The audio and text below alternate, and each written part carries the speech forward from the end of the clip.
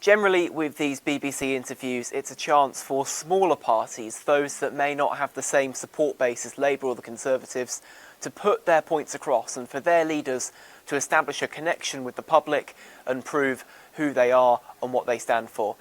There's no need for Nigel Farage to do that. Everyone already knows who he is. But this is one of the first times that the two sides of Nigel Farage, the duality of the Brexit campaigner, have been forced together in this way. On one hand, there's the polemicist, the columnist and television presenter who says controversial things on Twitter, who says things that people don't always agree with, who goes on "I'm a celebrity, get me out of here," and banks a great big bag of silver in return. And on the other hand, there's the leader of Reform UK, the serious politician who wants to become Prime Minister. And in this interview with Nick Robinson, one of the things that the interviewer did very well was probe at Nigel Farage's side, where he has made comments in the past that now may not reflect as well in the eyes of the British electorate. And one of the things that he pressed on quite hard was Nigel Farage's assertions, not only in 2022, but before that as well, that it was the expansion of NATO and the European Union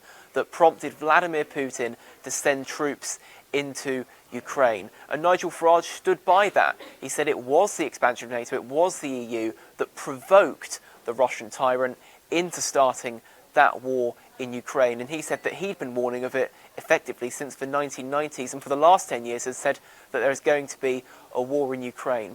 One of the other things Farage was pushed on was his support for Liz Truss's mini-budget in 2022.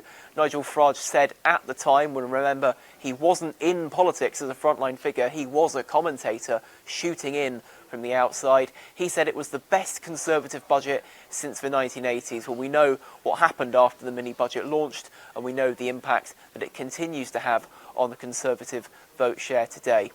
One of the things Nigel Farage was keen to talk about, as he is at every campaign stop, in every interview, in every debate so far in this general election campaign, was immigration, repeating the point that 6 million people have come into the country, both legally and illegally, since the Conservatives got into government in 2010. And he has repeatedly said, and he said it in this interview as well, that that is the reason why no one can get a house, why public services are at such stretched demand.